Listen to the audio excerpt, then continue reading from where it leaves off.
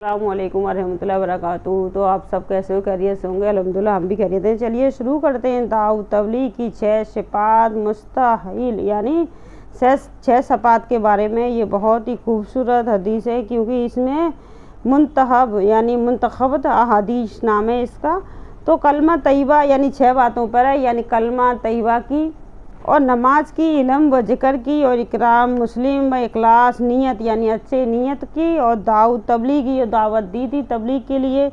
यानी हमें सारी चीज़ों की मालूमात है। कलमा पढ़ने से हमें कितनी बुचली मिलेगी। तो चलिए बने रहिएगा, आगे बढ़ते हैं क्योंकि हम नमाज के बारे में बता रहे थे। तो नमाज के बारे में ही बहुत अहम बात है क्योंकि सबसे पहले हमसे जिस चीज़ का हिसाब होगा उसी की मालूमात हमको सबसे पहले होनी चाहिए। तो चलिए चलते हैं क्योंकि हम नमाज तो हम सभी पढ़ रहे होते हैं लेकिन हमें नमाज का पूरा मर्तबा पता नहीं होता है। तो हम ऐसे ही जैसे पढ़ते हैं वैसे ही पढ़ते रहते हैं, थोड़ा पता चल जाता है तो अपने आप को बदलने की भी कोशिश की जाती है। तो चलिए बने रहिएगा क्योंकि थोड़ी मालूमात हमारे लिए उस जहर के मालूम होती है कि हमें पता नहीं होता है पूरी मालूमात की, और हम समझते हैं हमें सारी चीज़ पता है। तो हमारे लिए बहुत ही मुसीबत की वजह बन जाती है क्योंकि हमें पता तो है नहीं इल्म के बारे में, लेकिन हम सोचते हैं हमें इल्म पूरा पता है, हम पता नहीं कब गुमराही के रास्ते पर चले जाते हैं। तो क्योंकि मालूमात पूरी तरीक़ा से होनी चाहिए कि हमें क्या, हम जिस रास्ते पे हम चल रहे हैं वो हम सही कर रहे हैं। क्योंकि हमें सिर्फ इतना पता है कि हम मुसलमान हैं और नमाज़ पढ़ रहे हैं, लेकिन नमाज के अरकान हमें पता नहीं है तो हम कैसे करेंगे। तो चलिए जान लेते हैं। चलिए शुरू करते हैं। औज़ु बिल्लाहि मिनश शैतानिर रजीम, बिस्मिल्लाहिर्रहमानिर्रहीम। बने रहिएगा शुरू से आखिर तक। चलिए बहुत ही ख़ास मालूमात हैं। हज़रत मुआज़ बिन जबल रज़ा रसूल सल्लल्लाहु अलैहि वसल्लम से रवायत करते हैं कि अल्लाह ताला ने रसूल सल्लल्लाहु अलैहि वसल्लम को ख्वाब में इरशाद फरमाया, ए मोहम्मद, मैंने अर्ज़ किया, ए मेरे रब, मैं हाजिर हूँ। अल्लाह ताला ने इरशाद फरमाया, मुकर्रब फरिश्ते कौन हैं? माल के अफजल होने में आपस में बहस कर रहे हैं। तो मैंने अर्ज़ किया, इन एमाल के बारे में जो गुनाहों का कुफ़ारा बन जाते हैं। इरशाद हुआ, वो एमाल क्या है? मैंने अर्ज़ किया, जमात की नमाज़ों के लिए चल कर जाना, एक नमाज के बाद दूसरी नमाज का इंतज़ार में रहना और नागवारी के बावजूद मसलन सर्दी के मौसम में अच्छी तरह वज़ू करना। अल्लाह ताला ने इरशाद फरमाया, और कौन से अमाल के अफजल होने में आपस में बहस कर रहे हैं?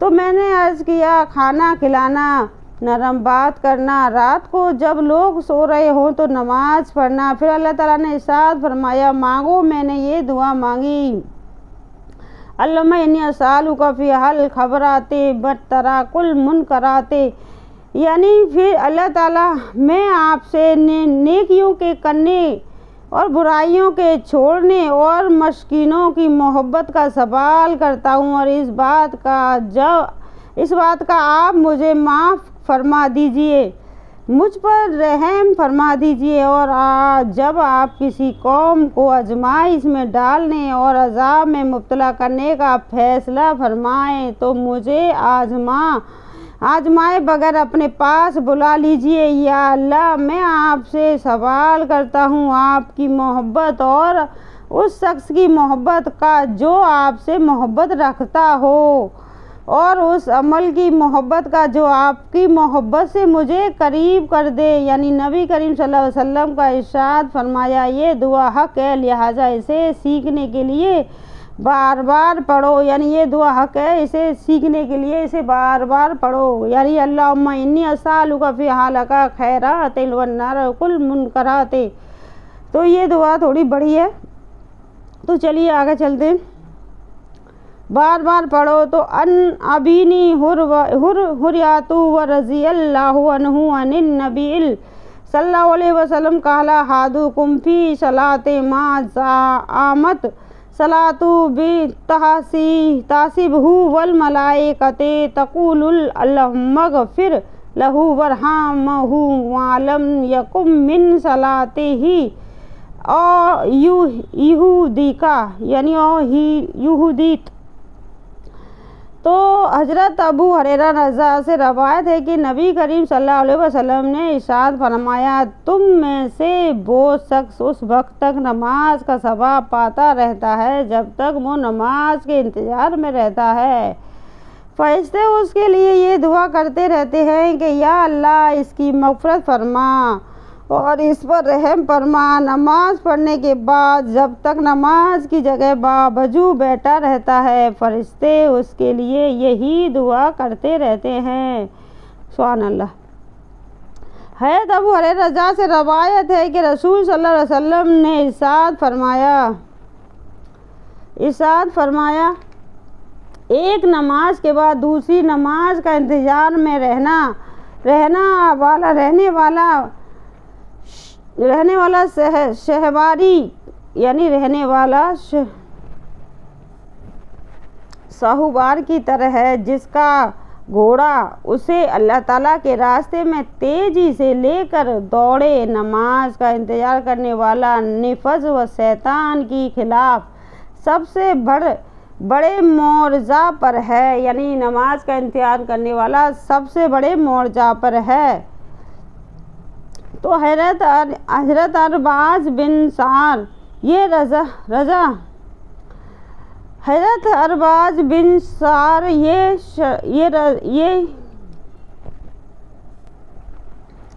हज़रत अरबाज बिन सार या रज़ा से रवायत है कि रसूल सल्लल्लाहु अलैहि वसल्लम पहली सफ़ वालों के लिए 3 मरतबा, दूसरी सफ़ वालों के लिए 1 मरतबा दुआए मग़फ़िरत फरमाते हैं।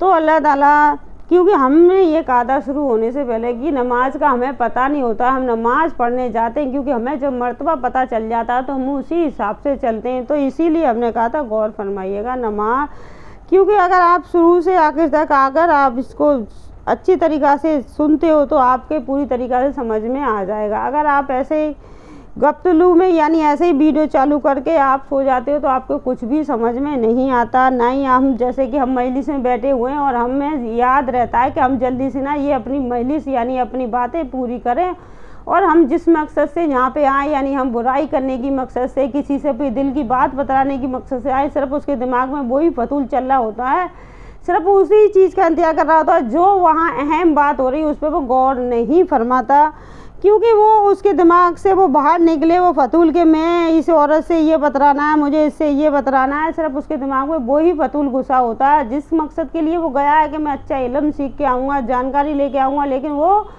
चीज़ उसके करीब तक नहीं पहुंच पाती, क्योंकि उसकी गफलत की वजह से, क्योंकि उसके अंदर इतनी बुराई भरी हुई है, सिर्फ उसके दिमाग में वो बुराई की कीचड़ भरी हुई है कि वो यही सोचता है मजलिस में बैठी हुई औरतें, क्योंकि हमने काफ़ी गौर फरमा के ये जितनी भी हम बाहर गए हमने यही उनकी तरफ इसलिए गौर से देखा है कि वो औरतें सिर्फ उस बात को जिस इतनी अहम बात सुनाई जा रही है, नमाज के बारे में बताया जा रहा है, लेकिन वो गौर ही नहीं फरमाती उस बात पे। उन्हें सिर्फ ये लग रहा होता है जल्दी से ये बात ख़त्म हो जाए और हम हंसी मजाक अपनी बुराई गिबत शुरू कर दें, क्योंकि इसी मकसद से वो वहाँ जाती हैं, उन्हें और कुछ लेना देना नहीं है। तो चलिए आगे बढ़ जाते हैं, क्योंकि हम लोग समझते हैं कि हमारी औरतें अच्छा काम सीखने के लिए गई हैं, लेकिन वो अपनी बुराई अच्छाई फैलाने के लिए वहाँ गई हुई हैं। सिर्फ वो अपने उनके अंदर जो भरा हुआ उसी को फैला के वो वापस आ जाती हैं, कुछ अच्छा सीख कर वापस नहीं आती हैं, जैसी गई थी वैसी वापस आ जाती हैं।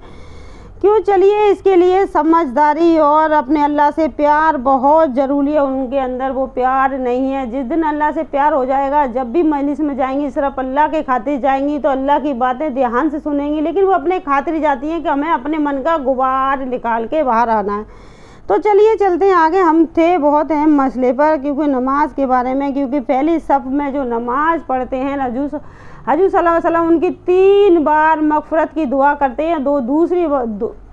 जो पहली सफ़ में बैठे होते हैं, जो आगे बैठे होते हैं, उनके लिए 3 बार मग़फ़िरत की दुआ होती है। जो दूसरी में बैठे होते हैं उनके लिए 1 बार, जो तीसरी में लास्ट में रह जाते हैं उनके लिए कुछ भी यहाँ लिखा हुआ नहीं है। तो इसलिए नमाजियों को जो नमाज के लिए जा रहे हैं तो पहली सफ़ की सबसे पहले सफ़ में पहुँचने की तैयारी करनी चाहिए, क्योंकि हमें हमारे हजूर सल्लल्लाहु अलैहि वसल्लम की शफ़ाअत मिल जाएगी मग़फ़िरत की। तो कितनी बड़ी नेमत है, इसके लिए हमें गौर से सुनना होता है, लेकिन हम गौर नहीं फरमाते। तो चलिए आगे चलते हैं, क्योंकि यहाँ पे सिर्फ 2 सफ़ के बारे में लिखा है, तीसरा यानी लास्ट वाला कुछ भी नहीं लिखा है यहाँ पे।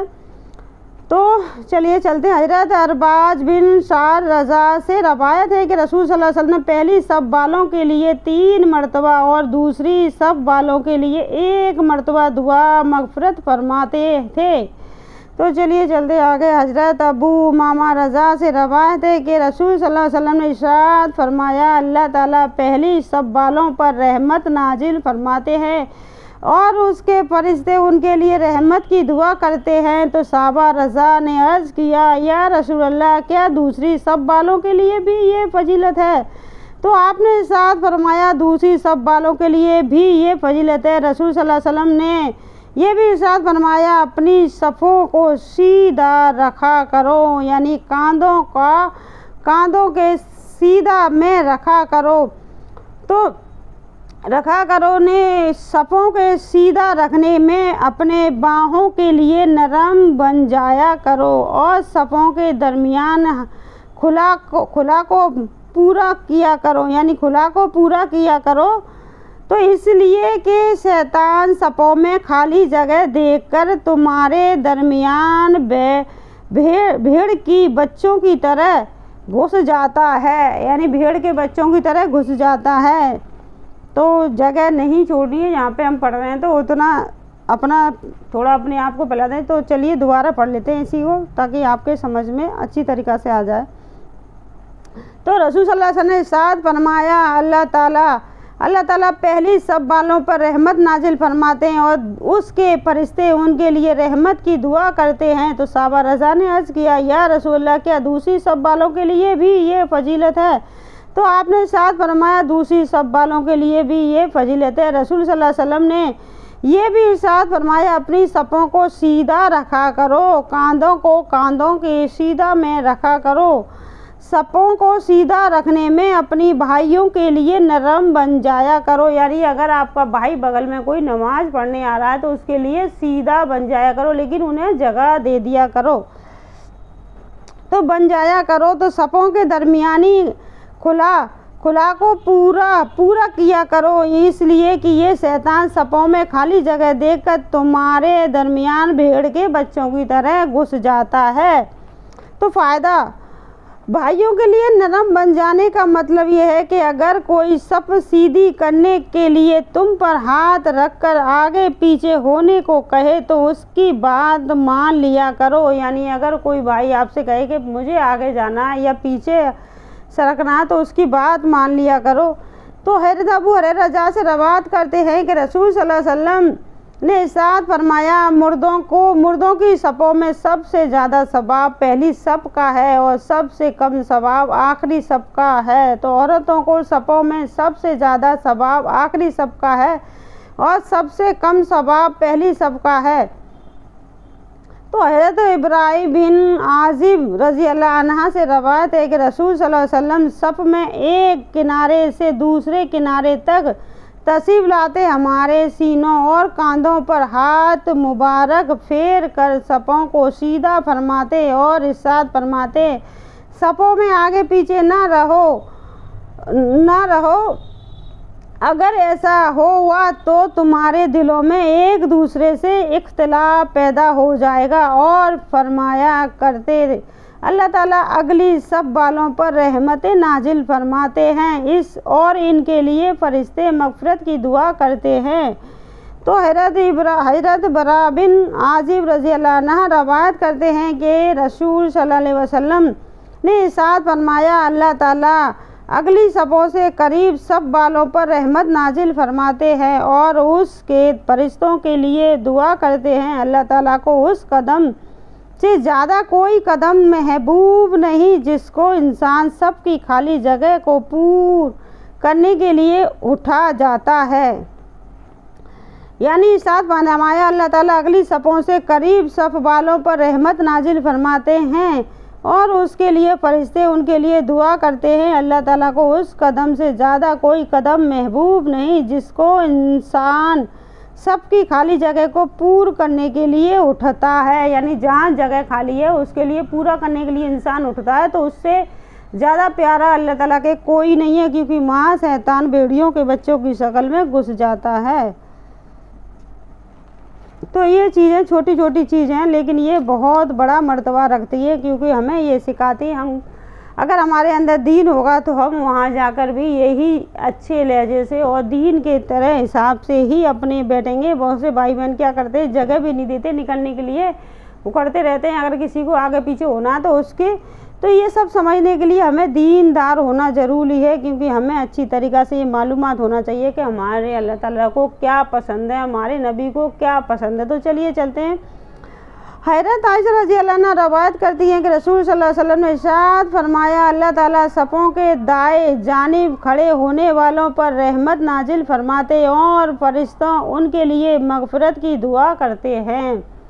तो रसूल सल्लल्लाहु अलैहि वसल्लम ने क्या फरमाया, चलिए जान लेते हैं। हज़रत आयशा रज़ी अल्लाह अन्हा रवायत करती हैं कि रसूल सल्लल्लाहु अलैहि वसल्लम ने इरशाद फरमाया, अल्लाह ताला सपों के दाएं जानिब खड़े होने वालों पर रहमत नाजिल फरमाते और फरिश्ते उनके लिए मगफिरत की दुआ फरमाते हैं। तो हज़रत अबन अब्बास रज़ी अल्लाह अन्हा से रवायत है कि रसूल सल्लल्लाहु अलैहि वसल्लम ने इरशाद फरमाया, जो शख्स मस्जिद में सब की बातें यानी सफ़ की बातें जानिब इसलिए खड़ा होता है कि वहाँ लोग कम खड़े हैं तो उसे 2 अजर मिलेंगे, 2 अजर मिलते हैं। यानी फ़ादा साहबा कराम रज़ा को जब मालूम हुआ कि सबके दाएं हिस्से की फजीलत बाएं के मुकाबले में ज़्यादा है तो सबको शौक़ हुआ कि इसी तरह खड़े हों, जिसकी वजह से बाएं तरफ की जगह खाली रहने लगी। इस मौका पर नबी करीम सल्लल्लाहु अलैहि वसल्लम बाएं जानिब खड़े होने की फजीलत भी इरशाद फरमाई। तो हज़रत आयशा रज़ी अल्लाह अन्हा रवायत करती हैं कि रसूल सल्लल्लाहु अलैहि वसल्लम ने इरशाद फरमाया, अल्लाह ताला सपों की खाली जगहों पर खाली जगह पूर्ण करने वाले पर रहमत नाजिल फरमाते हैं और फरिश्ते उनके लिए इस्तग़फ़ार करते हैं। तो चलिए, हज़रत अबू हुरैरा रज़ा से रवायत है कि रसूल सल्लल्लाहु अलैहि वसल्लम ने इरशाद फरमाया, जो शख्स किसी सब को मिलाता है अल्लाह ताला उसकी वजह से उसका एक दर्जा बुलंद फरमाते हैं और फरिश्ते उस पर रहमत को बकीर कर देते हैं, रहमतों को बकीर कर देते हैं यानी बिखेर देते हैं। तो रहमतों को बिखेर देते हैं। तो हज़रत अब्दुल्लाह बिन उमर रज़ी अल्लाह अन्हा रवायत है कि रसूल सल्लल्लाहु अलैहि वसल्लम ने इरशाद फरमाया, तुम में से बेहतरीन लोग वो हैं जो नमाज में अपने मूंढे नरम रखते हैं और सबसे ज़्यादा सवाब दिलाने वाले यानी सबसे ज़्यादा सवाब दिलाने वाला वो कदम है जिसको इंसान सबकी खाली जगह पर पूर्ण करने के लिए उठता है, यानी जहाँ सब पर खाली जगह है उसके लिए कदम उठता है वो सबसे ज़्यादा सवाब है। यानी उसने वो सब खाली रह गई थी उसकी वजह से कि लालसा की वजह से सारे उधर आ गए थे तो वो खाली रह गई थी, उसको पूरा करने के लिए उठा है तो अल्लाह ताला उसे सबसे ज़्यादा सवाब दिलाने की वजह है। तो बेहतरीन लोग वो हैं जो नमाज में अपने मूंढे नरम रखते हैं और सबसे ज़्यादा सवाब दिलाने वाला कदम है जिसको इंसान सबकी खाली जगह को पूरे करने के लिए उठता है।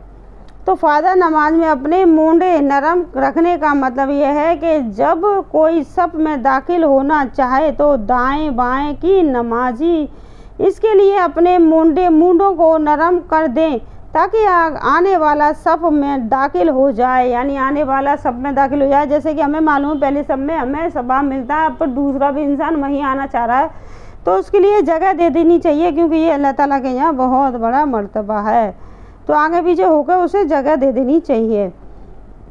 तो नमाज में अपने मूंढे नरम रखने का मतलब ये है कि जब कोई सफ़ में दाखिल होना चाहे तो दाएं बाएं की नमाजी इसके लिए अपने मूंढों को नरम कर दें ताकि वो आने वाला सफ़ में दाखिल हो जाए। तो हज़रत अबू जफ़िया रजा से रवायत है कि नबी करीम सल्लल्लाहु अलैहि वसल्लम ने इरशाद फरमाया, जिस शख्स ने सफ़ में खाली जगह को पूरा किया उसकी मग़फ़िरत कर दी जाती है। तो हज़रत अब्दुल्लाह बिन उमर रज़ी अल्लाह अन्हा से रवायत है कि रसूल सल्लल्लाहु अलैहि वसल्लम ने इरशाद फरमाया, शख्स सबको मिलाता है अल्लाह ताला उसे अपनी रहमत से मिला देते हैं और जो शख्स सबको तोड़ता है अल्लाह ताला उसे अपनी रहमत से दूर कर देते हैं। यानी अब्दुल्लाह बिन उमर रज़ी अल्लाह अन्हा रवायत करते हैं कि रसूल सल्लल्लाहु अलैहि वसल्लम ने इरशाद फरमाया, जो शख्स सबको मिलाता है अल्लाह ताला उसे अपनी रहमत से मिला देते हैं, और जो शख्स सफ़ को तोड़ता है अल्लाह ताला उसे अपनी रहमत से दूर कर देते हैं।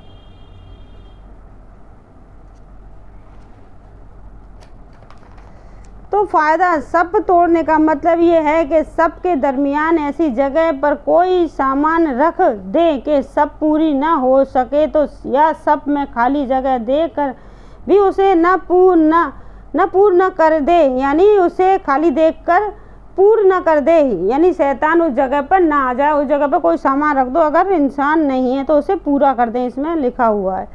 यानी दे सफ़ पूरी ना हो सके तो या सफ़ में खाली जगह देखकर भी उसे पूर्ण कर दे, तो यानी उस पर कोई सामान रख दे। तो सफ़ तोड़ने का मतलब ये है कि सफ़ के दरमियान ऐसी जगह पर कोई सामान रख दे। तो हज़रत अनस रज़ी अल्लाह अन्हु से रवायत है कि नबी करीम सल्लल्लाहु अलैहि वसल्लम ने इरशाद फरमाया, अपनी सफ़ों को सीधा किया करो, क्योंकि नमाज को अच्छी तरह अदा करने में सफ़ों को सीधा रखना शामिल है। तो हज़रत उस्मान बिन अफ़वान रज़ा फरमाते हैं, मैंने रसूल सल्लल्लाहु अलैहि वसल्लम को ये इरशाद फरमाते हुए सुना, जो शख्स कामिल वुज़ू करता है फिर फ़र्ज़ नमाज के लिए चल कर जाता है और नमाज जमात के साथ मस्जिद में अदा करता है, तो अल्लाह ताला उसके गुनाहों को माफ़ फरमा देता है। तो हज़रत उस्मान बिन अफ़वान रज़ा फरमाते हैं, मैंने रसूल सल्लल्लाहु अलैहि वसल्लम को ये इरशाद फरमाते हुए सुना, जो शख्स कामिल वुज़ू करता है फिर फ़र्ज़ नमाज के लिए चलकर जाता है और नमाज जमात के साथ मस्जिद में अदा करता है, तो अल्लाह ताला उसके गुनाहों को माफ़ फरमा देते हैं। तो हज़रत उमर बिन ख़त्ताब रज़ा फरमाते हैं कि मैंने रसूल सल्लल्लाहु अलैहि वसल्लम को ये इरशाद फरमाते हुए सुना कि अल्लाह ताला जमात नमाज पढ़ने पर खुश होते हैं, तो अल्लाह ताला जमात नमाज पढ़ने में खुश होते हैं। यानी हज़रत अब्दुल्ला बिन उमर मसूद रज़ा रवायत करते हैं कि रसूल सल्लल्लाहु अलैहि वसल्लम इरशाद फरमाया, आदमी का जमात से नमाज पढ़ना अकेले नमाज पढ़ने से 20 दर्जे भी ज़्यादा फजीलत रखता है। तो हज़रत अबू हुरैरा रज़ा रवायत करते हैं कि रसूल सल्लल्लाहु अलैहि वसल्लम ने इरशाद फरमाया, आदमी का जमात से नमाज पढ़ना अपने घर और बाज़ार में नमाज पढ़ने से 25 दर्जे ज़्यादा सवाब रखता है। तो हज़रत अबू हुरैरा रवायत करते हैं कि रसूल सल्लल्लाहु अलैहि वसल्लम ने इरशाद फरमाया, आदमी का जमात से नमाज पढ़ना अपने घर और बाज़ार में नमाज पढ़ने से 25 दर्जे ज़्यादा सवाब रखता है। तो हज़रत अब्दुल्ला बिन उमर रज़ी अल्लाह अन्हु से रवायत है कि रसूल सल्लल्लाहु अलैहि वसल्लम ने इरशाद फरमाया,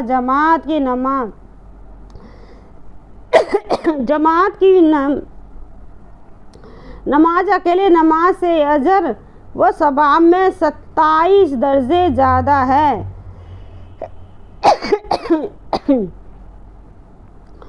हज़रत अब्दुल्ला बिन उमर रज़ी अल्लाह अन्हु रवायत है कि रसूल सल्लल्लाहु अलैहि वसल्लम से इरशाद फरमाया कि जमात की नमाज अकेले नमाज से अजर सवाब में 27 दर्जे ज़्यादा है।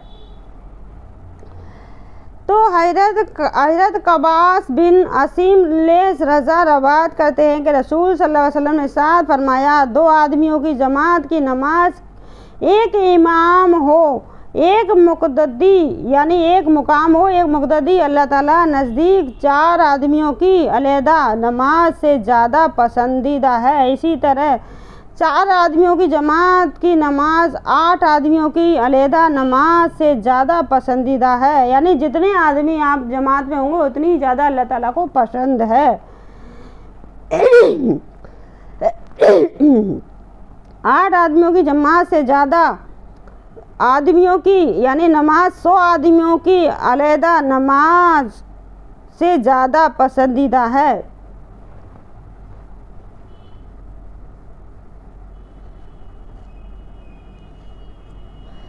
तो हज़रत कबास बिन आसिम लैस रज़ा रवायत करते हैं कि रसूल सल्लल्लाहु अलैहि वसल्लम ने इरशाद फरमाया, 2 आदमियों की जमात की नमाज के एक इमाम हो, एक मुक्तदी, अल्लाह ताला ने नज़दीक 4 आदमियों की अलग-अलग नमाजें ज़्यादा पसंदीदा हैं, यानी जिस ज़्यादा पसंदीदा है। इसी तरह 4 आदमियों की जमात की नमाज 8 आदमियों की अलग-अलग नमाज से ज़्यादा पसंदीदा है, और 8 आदमियों की जमात की नमाज 100 आदमियों की अलग-अलग नमाज से ज़्यादा पसंदीदा है। यानी उनने जो जमात से पढ़ी है ना, और 100 आदमी जो अकेले पढ़ते हैं नमाज, उससे ज़्यादा पसंद है। यानी जमात से नमाज पढ़ना अल्लाह ताला को बहुत पसंद है।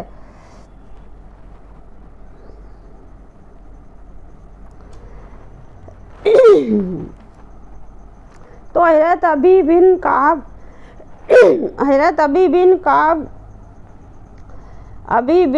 रज़ा से रवायत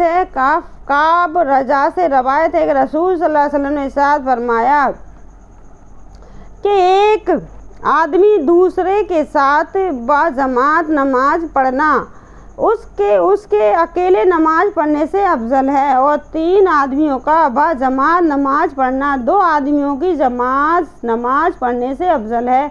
इसी तरह जमात की नमाज़ें में जमा जितना ज़्यादा होगा उतना ही अल्लाह ताला को ज़्यादा महबूब है।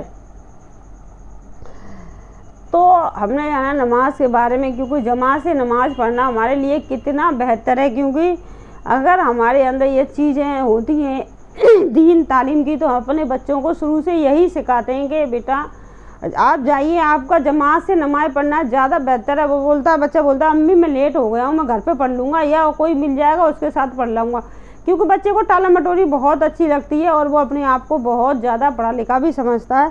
तो जब माँ बाप कोई दीनदार होता है तो उसे बड़े प्यार से लहजे से समझा सकता है कि बेटा जी हजूर सल्लल्लाहु अलैहि वसल्लम ने फरमाया हमारे अल्लाह को जमात से नमाज पढ़ने वाला बहुत पसंद है। तो बच्चे को समझ में आ जाती है, वो जमात से नमाज पढ़ने के लिए आज नहीं तो कल दौड़ कर जाएगा इंशाअल्लाह। क्योंकि कोशिश हमें ये होनी चाहिए कि हमारा बच्चा शुरू से ही जमात में नमाज पढ़ना सीख जाए, ताकि आखिर तक वो जमात से नमाज पढ़े, ताकि वो अल्लाह का प्यारा बंदे में शामिल हो जाए।